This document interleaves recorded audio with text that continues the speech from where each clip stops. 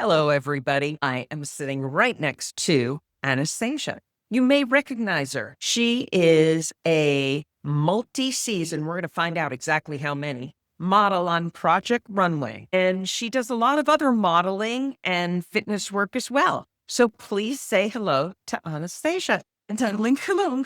Okay, it's a pleasure to have you here.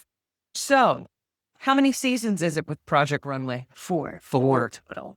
My 4 weeks. Wow, that's big. Yeah. I mean, I'm very happy about it. And I am proud of it. You should be. Most importantly, four finales.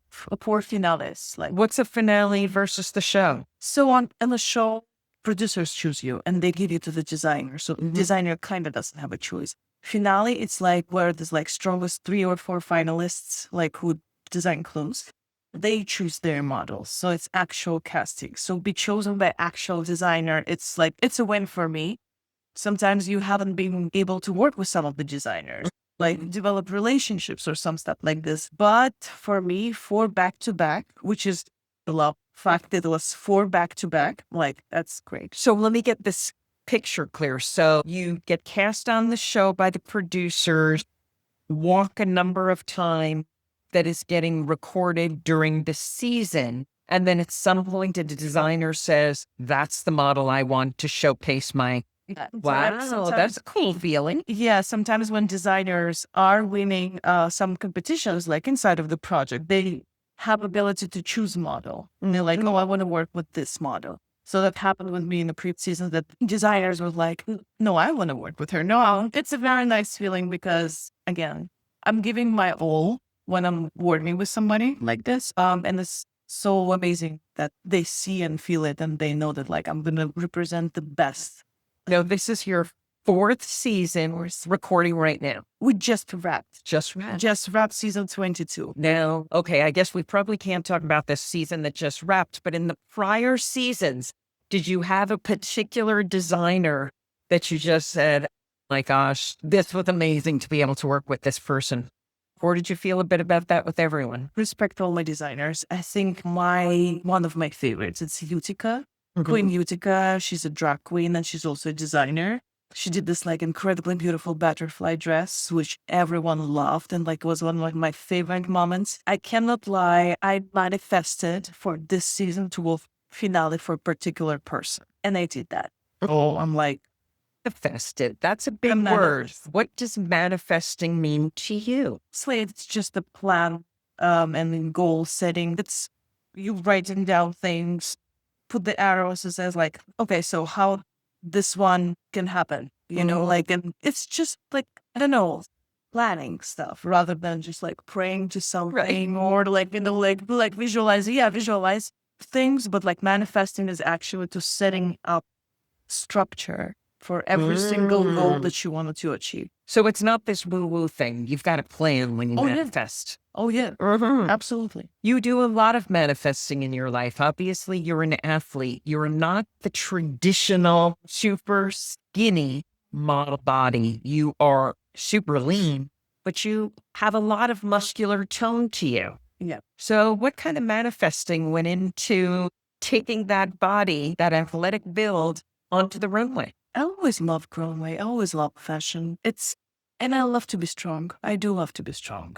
Because besides modeling, I do want to do acting, finish my films that I'm planning to. And I do have particular roles in my head that I wanted to audition and to get the job with. And I don't think that it says like, okay, if you're doing this stuff, like in like athletic stuff, you cannot be a fashion model. This is what always I've been heard. Like, oh, you're like too strong. You're like too, like your back has a lot of muscles.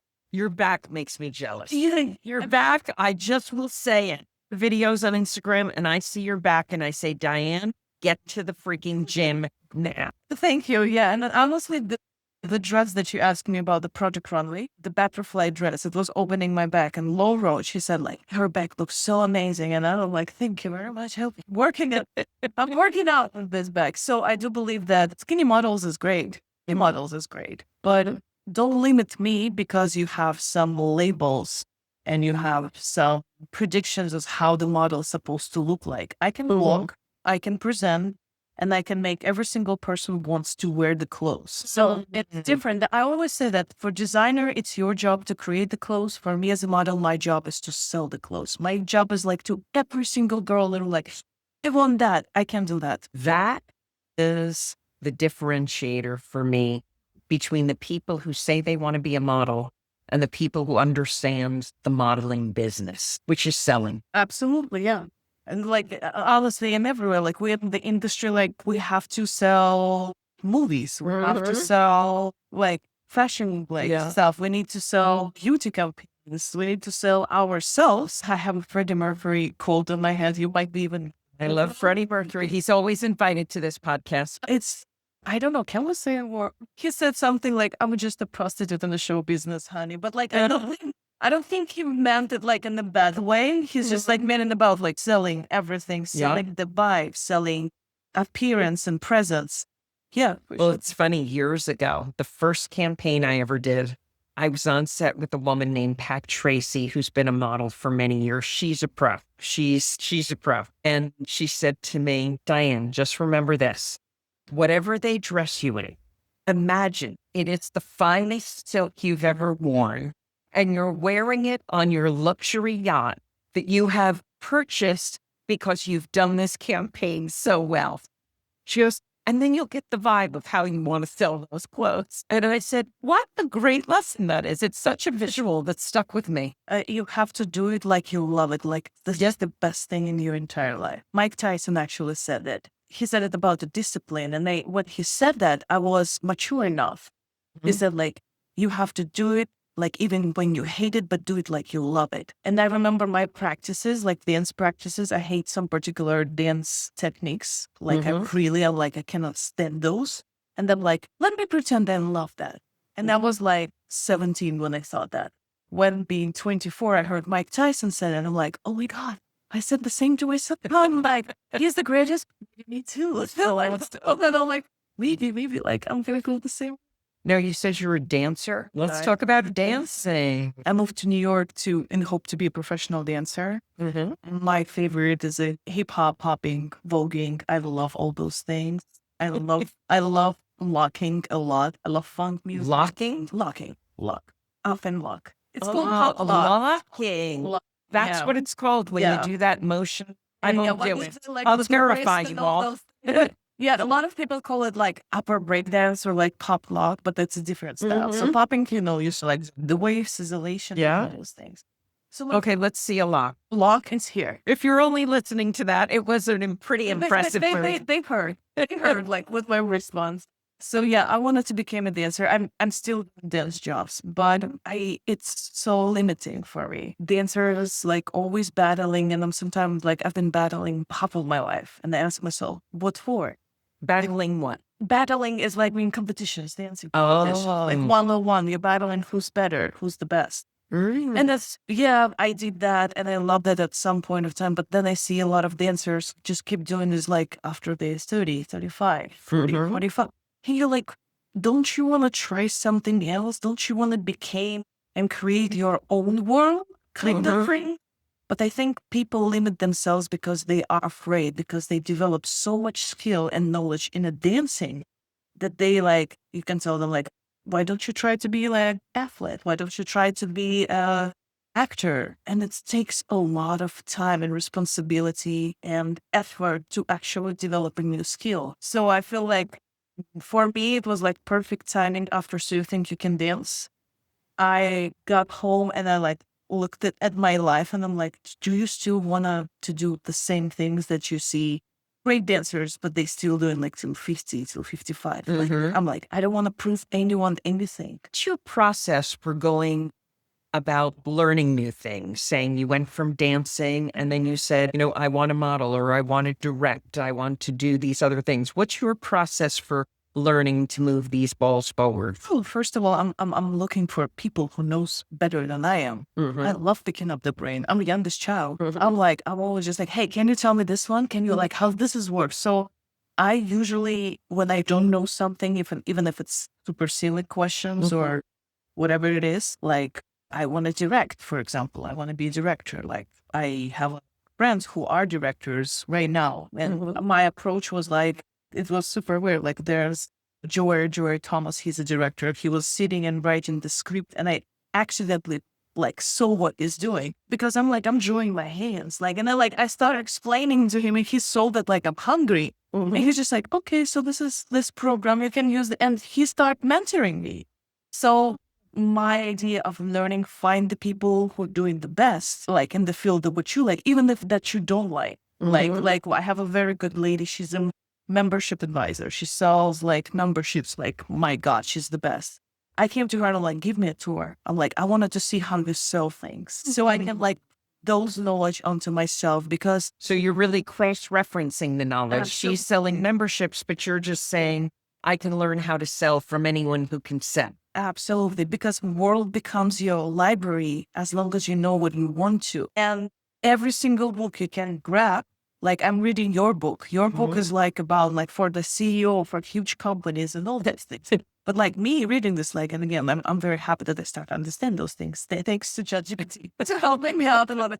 I do understand how this particular part that you explaining in your book, I can apply to myself. Kind of flip it, twist it, reverse it a little bit, but like, I'm like, okay, so this is going to work on me if I'm going to do this way, so absolutely. Yeah. Picking up the brains, research is the easiest thing. Like I'm such a nerd. I love researching.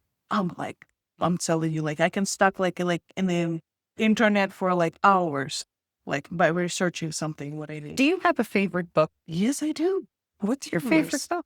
Oh, this is going to be a tough one. I mean, like, I literally yesterday I read a Jonathan Livingston Seagull. Oh my goodness. Yeah, I know. That's going back into the past. It's a beautiful. And I believe that was a self-published book originally. He could not get a publisher for that book right off the bat. Whoever rejected him, but stupid Blade. If you know that now, stupid Blade. I would say Notes from Underground by Dostoevsky. It's a heavy one. What? It's a little bit more, you have to read it. I remember struggling through Crime and Punishment. Yeah, but this is... I'll say this one is more commercial. It goes a little bit easier than like Notes from Underground. Yeah, it's an interesting book if you're gonna start to read it as a viewer, not being judgmental towards the character. Yeah, really. And it teaches you the best way. It teaches you how to accept yourself, even if you see you have your own flaws, because the main character there is just like doing sometimes the weirdest and the wrongest things that we can imagine. But we see him like, wait, why are you accepting yourself? You look at yourself in the mirror, you're talking, and you're like, yeah, fine with being that person. And you're like, not that it's not motivating you to be a bad person and love that. No, but it's motivating you to actually practicing being yourself, see your flaws, and see how you can pivot from those. So I love this. I've never read that. Just read it like a couple pages at a time and then leave it for a second because it can put you in depression. Everyone knows Dostoevsky can be Doris. yeah. But very thought-provoking. Yeah.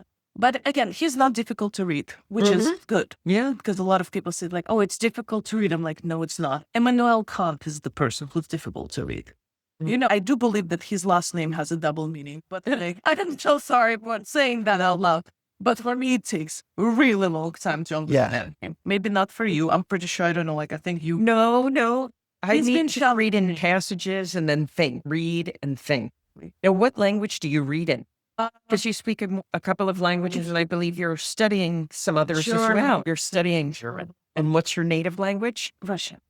Yes. So when you read a book, what language, especially Dostoevsky, what language do you read that in? Absolutely in Russian. In Russian. Oh. But let's say Jonathan Livingston, it's original written in English, so I'm going to read it in English because sometimes translate doesn't give you this amazing feeling. Like Alexander Dumas, one of my favorites. Just like when I want to I call it soap operas.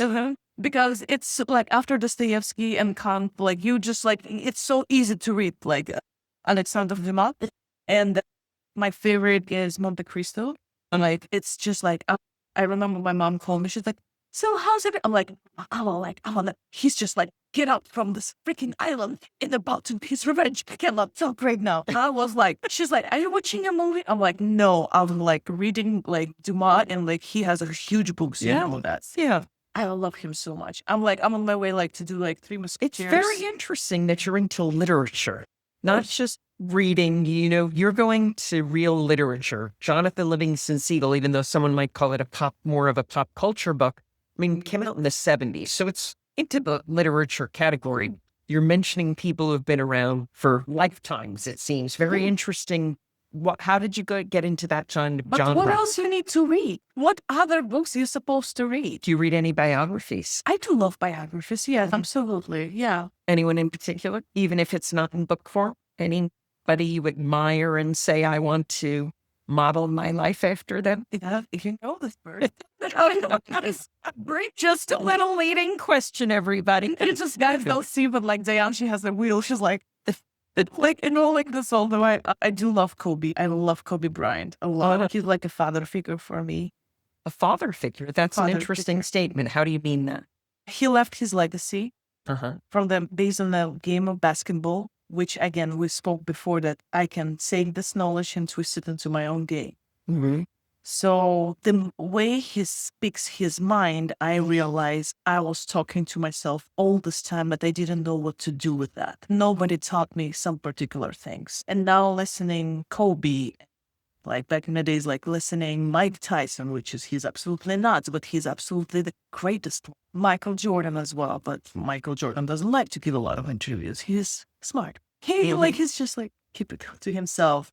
But Kobe had he still has huge impact on my life. So his life is the game of the basketball. My life is entertainment and like modeling and acting and writing and directing. So yeah, Kobe Bryant for sure. Do you have a favorite Kobe Bryant quote that says that? I have a lot of them. A lot of them. Lately, at the moment of now, it's not even a quote. I know that everyone loves rest at the end, not in the middle. Like that's what Kobe used to say all the time. This is like one of his favorite and famous quotes that he was like, got it from his English school teacher. For me, it's super simple. It says, touch the line. Touch the line. Touch the line. Mm-hmm. It's when you're running suicides. And that's like based on maybe start to cheat. Yeah, in suicides in the basketball, you kind of have to top the line and then go to another. So you physically need to top it.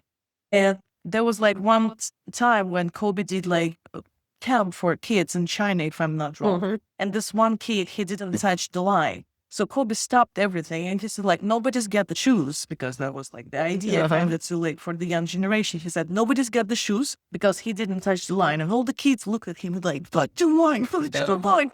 So this kid was like dying. So Kobe, by the final third suicide, he started running with him. And Kobe said like, what's the point? This is like such a small shortcut. You're already there. Why don't you do that? Why don't you touch the line? It's like 2 inches away. And I'm thinking like, it's everything in our life. I see people running on the treadmill when I'm teaching people how to run. And I'm saying like 3, 2, 1, recover. When I start saying 3, 2, they already hit the stop. So this is a couple inches of not touching the line. This is what I'm trying to tell them as well. For me, when I run and I see like my time is off, I'm like 3 more seconds. I want to touch the line. So, this is in everything what I'm doing right now. When my brain trying to trick me and say like, that's okay. You already did. That's fine. I'm like, touch the line. I have to finish. That's a good simple reminder. Yeah. That's a really good simple reminder. I mean, it reminds me, their husband and I used to go for a walk on weekends on a particular boardwalk by the beach. And I'd always say, we're not turning back until you touch that fire hydrant at the end of our waist. Like, what's up with the fire hydrant? He goes, because that's what we do. Yep. It's just simple as sometimes you don't need to explain. He's an athlete too. So I guess that's good athletic training. It's a good way to think. Yeah. And it's so easy to remember, right? Yeah. It's not something like, get all really full. No, it's just like, touch the line. Yeah. Okay. So what time do you get up in the morning? Today was late. 3:30, 3:40. Usually it's 3 in the morning. Bigger you dream, earlier you have to get up. I believe in that. I really do. Do you go to bed late? 9:30, 10. 9:30, 10. So that's a long day. Long day. Days long. You're picking up probably 4 to 5 hours more than a lot of people, depending. What do you do in those extra 3 hours? What does that morning look like for you? That's a lot of things you can do. A lot. Like you can stuff your day like Thanksgiving turkey. just like as much as possible. Sometimes I'm like, okay, I've done this and this and that and this and this and that and this and this and that. Like, what else can I do? 3 hours. And my brain is just like, can you just watch a movie? I'm like, no, we're not watching a movie. And then I'm like, oh, I actually need to watch this movie to do like breakdown of the scenes in the camera. And I'm like, okay, so it's kind of pleasure/studying for me. So, but morning starts usually breakfast. I eat in the morning. I don't understand people who don't eat in the morning. In breakfast, then I'm hitting rather my like morning meditation kind of /steps, walking, singing. Okay, what is my day supposed to be? Then like 5:30, I'm in the gym. I have a couple training sessions. I usually love to put them back to back. I don't feel tired. I know there's some athletes, they put in like morning session, like midday session, and like evening session. I like to go like from 5:30 till 12. And I'm done with that. Kind of ish. So, I mean, I do have 10 minutes breakdowns before, but it's usually cardio, weights, stretching, conditioning, dancing sessions, like because I still dance and I still have a lot to learn. And then I have a block of admin work. And it's like the hardest thing for me, honestly, because we all need to go through the emails, answer, Then I'm probably have some extra break. And then I have my creative block when I'm just going to be able to sit and write and create the project and plan some things and do all those things. You know, it's always fascinating to me, stages of life. At what point in your life did you say, I'm leaving Russia and I'm going out into the bigger world? And where was your first move to? How old were you and where'd you go first? I think I was 21. 21. Yeah, when I just moved, like, I've been traveling a lot since like I was like 17, 18.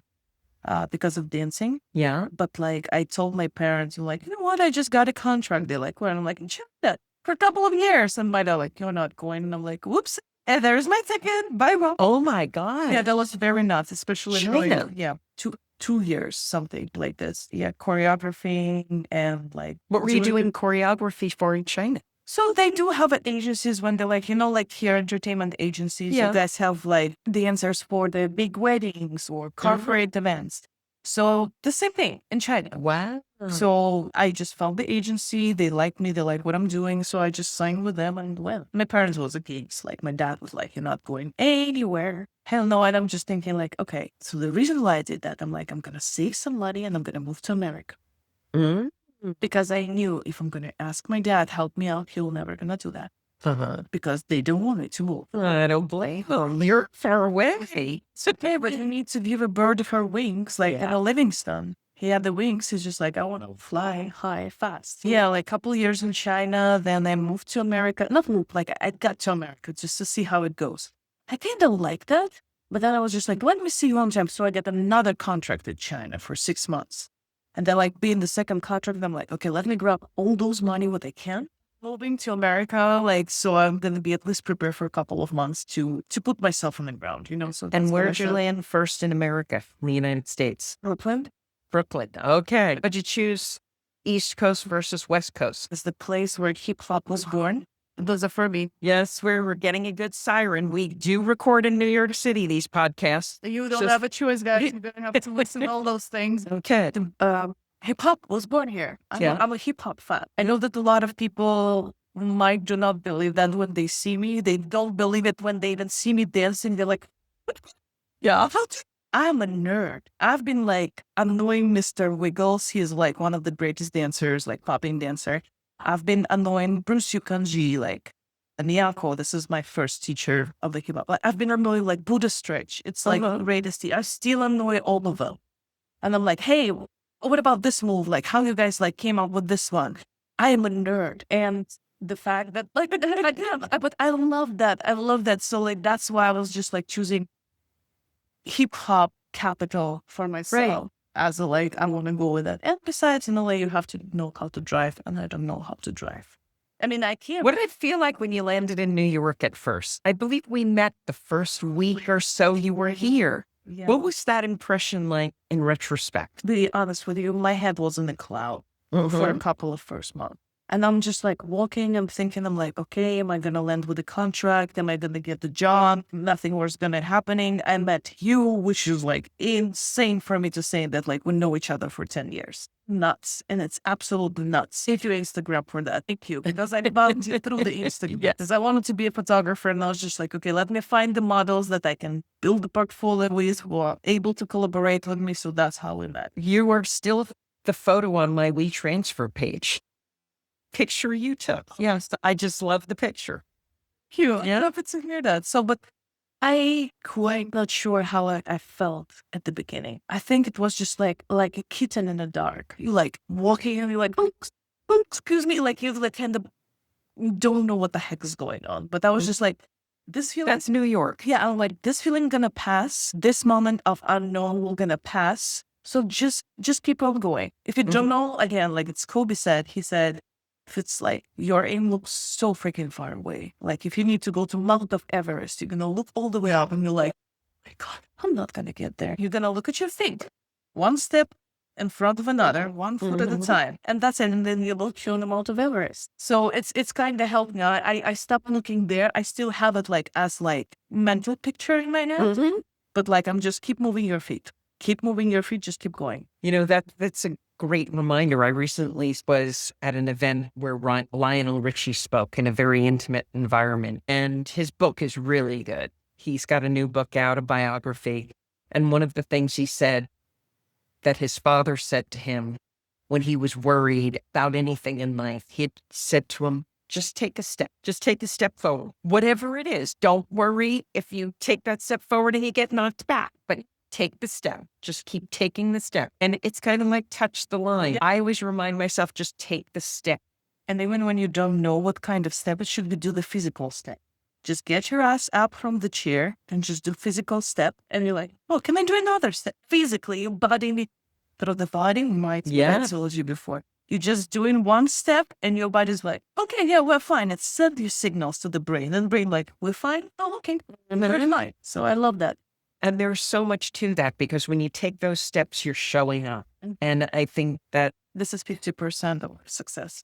At least. And even more. Just showing up. Yep. You know, arrive on time, which means early, you know, and show up. Just show up with all your being in the best way you can. I love that you said that because you know this thing too. I remember I show up in LA for the casting hour 4.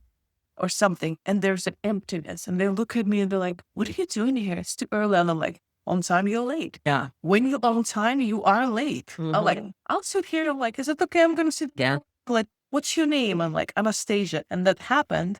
Then when the casting started, they already knew my name. They already knew what I'm doing. They already knew where I'm from, and I got the job. And I'm like, all I needed to come with my book and my cup of coffee hour earlier. Yeah. There's a lot, too, that I had an intern years ago that I still keep in touch with. Kevin Zhang, this one's for you. And I'll never forget his first time coming into my office. He arrived a solid 10 minutes early. And I said, wow, I'm impressed you're early. He goes, no, I'm on time. That had been drilled into him by his parents. Yep, get there early. And that's when you're on time. Oh, my goodness. So these always go so fast. And so, but before we sign off, I want to know, what's your next plan? Where you're going? You just finished your 4th season of Project Runway. There's more coming up in your future. And I want to know what's the dream right now that you are manifesting? I want to do my own movie. I mean, I don't want to. I am doing my own movie. Okay. And I was pretty much visualizing again and planning about the cast. And so my feature film, I want to shoot the proof of concept and short film and submit it to the festivals and have it all. And another job that I really aiming to get is host for Magic Mike because they're about to open up location. Yeah, I said it out loud, y'all. Like I'm like, oh, skipping this to myself. Now I'm like, no, I'm in Channing Tatum. Please give me a call to 929-25. I'm kidding. But you know, I think we talked about manifesting before. Yeah. And I always say, if you want something, say it out loud. The minute you say it out loud, it goes from this fantasy in my head thing to, wow, I just made a very official statement about something. Now I have to figure out how to. You cannot be. You can't. Yeah, you just like sometimes we are afraid, but we are afraid why? Because we don't have enough skills. We are stressed. Like some of the models, they was just like, "Oh, I'm stressing to go on the runway." And I'm like, because you're not showing your skills. If you've done this thing 1,000 times, cannot be stressed about that. I mean, like if outcome by some reason, like you're gonna fall, that's not up to you. Maybe the like floor was wet, like maybe your shoe fell off. That happens. This is not your job to worry about. Your job is to develop the skills. So here's the same thing. Like when we are free to say the things out loud, we're not developing the skills 100%. And right now, maybe you hypnotize me to say that you might do those things. Like I felt that like, I actually want to say it loud because I know I can be the best host. I know I've seen the show. So I think it would be a phenomenal post on Magic Mike. Yes, really. I have to know that. I'm like, God, Who do we need to call for this? I already actually did. You're really taking those steps forward. Yeah, I'm working on that. And all they need to do is like to see me in live in person. So that's how 100% sure I am what I'm doing because I've seen what hosts on Magic Mike they doing like, and I know what I can and capable to do. And I know that honestly, because of Channing Tatum and his goddamn Step Up movie, I started dancing. And I'm like, when I'm going to get this job, I'm going to battle him on the stage. And I'm sorry. That's just who I am. Like, you open a new venue, you made me dance, you get your ass up there and do the battle with me. With all love, of course, with all love and respect.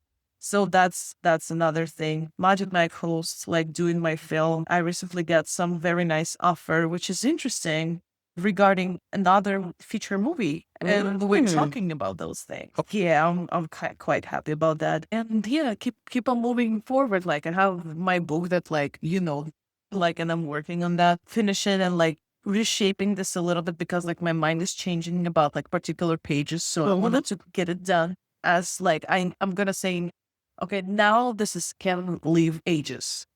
So I'm not going to be opening the book and like, this shouldn't be here, like that feeling. A lot of books are a lot different than an internet. Absolutely.